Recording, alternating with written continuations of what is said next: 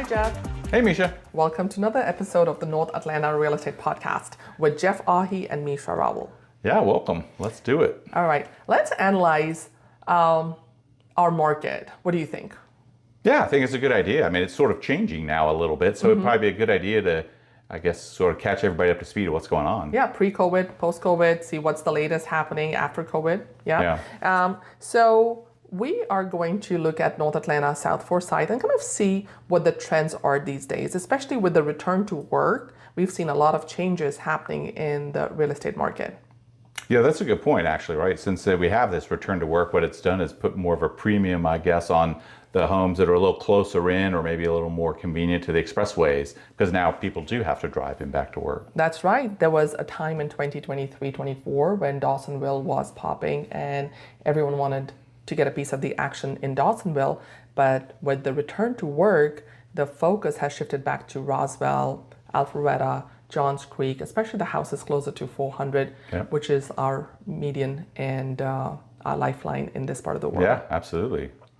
So from our research, we found out that in 2019, there were a lot more houses. And I remember when I had buyers that were looking for houses in this area, I used to show them 10 houses a day for like a week, and we would still not run out of inventory.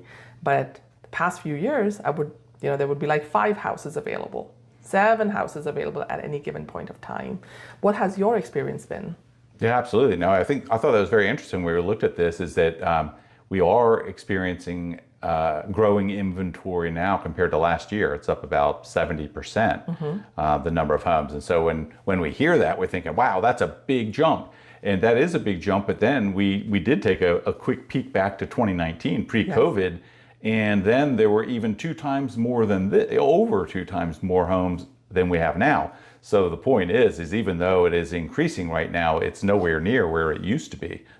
Exactly. And buyers agents were competing for houses, listing agents were competing for listings, but there were so many listings available in 2018, 2019. Yeah. After 2020, that's when the listings started to drop and the buyers started scrambling for those few houses that were available. And I remember in 2020, 21, the days on market for these houses was like a maximum of 5 days. So houses it was crazy. Were like just flying off the shelves. And now it's kind of coming back to like maybe 14 days, 20 days that the houses are staying on the market. It feels like an eternity, right? It feels like if they don't sell in the first week, it's horrible. But we do have to remember that, most of the time that the real estate market here in the Atlanta area, it takes 60-day average maybe to sell a home, or certainly between 40 and 60 days was common. So we're still pretty low, and it would still say that, maybe we're headed to a balanced market where the sellers or buyers are kind of even footing. That's right. Yeah. Because in 2012, we had an inventory worth 6 months worth of inventory in 2012. Yeah. Then it dropped to less than a month in 2021. And now we are close to about 3 months worth of inventory as of June 2025. So we are kind of getting up there. Yep. There's so many listings available, which is, I think, one of the reasons why we're seeing some houses being dramatically slashed in prices, because listing agents are not used to having the houses sit for more than a week before they urge their sellers to cut the prices.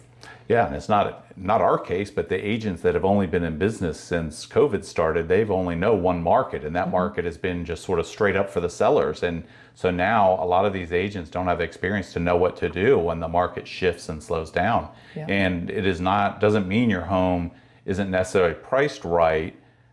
It may not be, but it doesn't mean necessarily because it takes a week to sell. It's just, it's going to take longer to get that number of buyers through your house. Yeah, now. Absolutely. Yeah. But that was not the case for one of your buyers. Is that correct, you're talking Jeff? Our brother. Yeah, that was brother and his girlfriend were looking for a house, and it was crazy last weekend. We found a great house, and it was up in North Fulton in Johns Creek in Doublegate subdivision. I think it was 780 Mount Oglethorpe was the address of that property.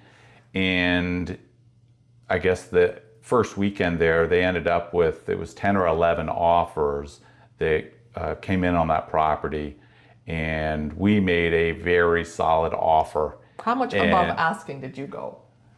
Wow. I mean, we were 80,000 above asking, all cash, Wow. and we came in third place. Oh my gosh. So the point is, even though the market is slowing down for sellers, and it's not that crazy times like it was in 2021, 22, early 22, it still can have those multiple offers if it's the right property, and it's mostly these turnkey properties where there's nothing to do and it's kind of the perfect house.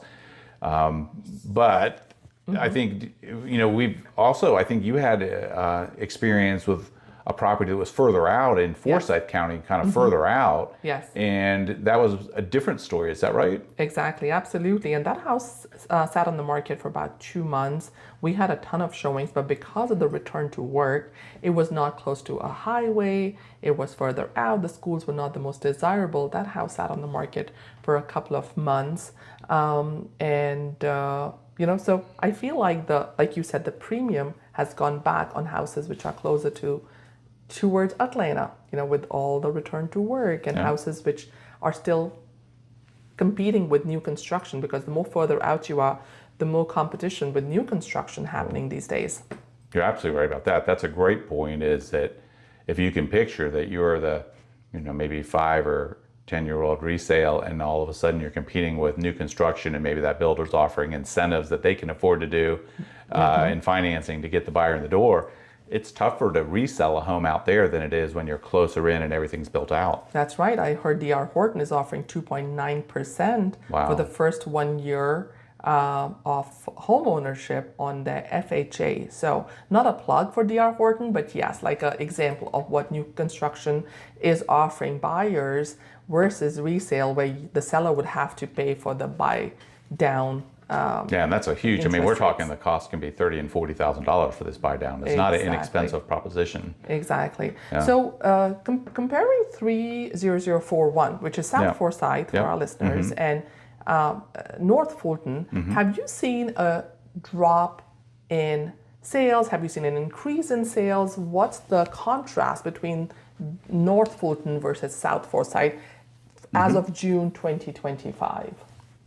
Yeah, so I mean, sales certainly have gone down. If we want to do the comparison from pre-COVID days in 2019 to today, the number of homes has dropped about 48% in North Fulton, and then just 40% roughly in South Forsyth in inventory. So we've seen a larger drop in the number of houses for sale in North Fulton versus South Forsyth. So there are more houses, maybe because of new construction, or there are just more houses in terms of inventory in South Forsyth. Yeah, I would think you're right. And so, we do have that situation now, since we are built out largely in North Fulton, that everything is resale that we talk about now. And so the thing that is probably the other difference, though, that we have noticed, I think, is that you're still getting a stronger, the average of your sales price to what you're asking for it is still almost 99% if we're talking about Alpharetta and Johns Creek. And it's bouncing around. It's fantastic. And it's bouncing around a little bit more, like 96, 97% if we're talking about South Forsyth. And it's because there's a little more pressure from other choices and just a little more inventory. So let's say I list a house for $1 million. Chances are in North Fulton, I would get about $1 million. Pretty close. But if I were to list a house for $1 million in South Forsyth, I would get about $950,000 for 5% here and there. Just like the average, exactly so. Okay, fantastic. So both markets are doing very strong, and even though we've seen a decline in inventory, in 23, 24, we're still getting a lot more houses for sale in 2025, which is great for buyers. Yeah. Not so much for sellers. Right. But for sellers, if a house is in turnkey, move-in ready, updated, like you had in DoubleTree, the house goes above list price even now within a few days. It can. And it's not that was probably not a normal, that was a normal home. It was really done up well. But I would say that your advice is exactly correct. If you're the seller and your house is pretty much turnkey, you're still going to have a good experience on the market. But if you have your home and it needs all sorts of work, and let's say you are in your mindset, you're still back thinking it's 21 or 2022, and you've priced it a little aggressively high, you may find that it's not a very good market for you, right? You have to adapt to this market, and it is shifting a bit. We can't pretend like it's as strong as it was a few years ago. Perfect. That brings me to the next topic. Maybe we should talk about what sellers should do to get the house ready for the market in our next episode. I think that would be a great topic for our next episode. Fantastic, Jeff. Thank you so much. And all the information that we got was from InfoSparks, which is given to us by FMLS and powered by CoreLogic. Yeah, and if anybody wants to, I guess, get some insights on their maybe a particular situation, I guess they can reach out to us because we're happy to share that with them, right? Fantastic. And that is Jeff Aughey, and this is Meesha Rawal, and it was wonderful talking to y'all. Yeah, bye for now.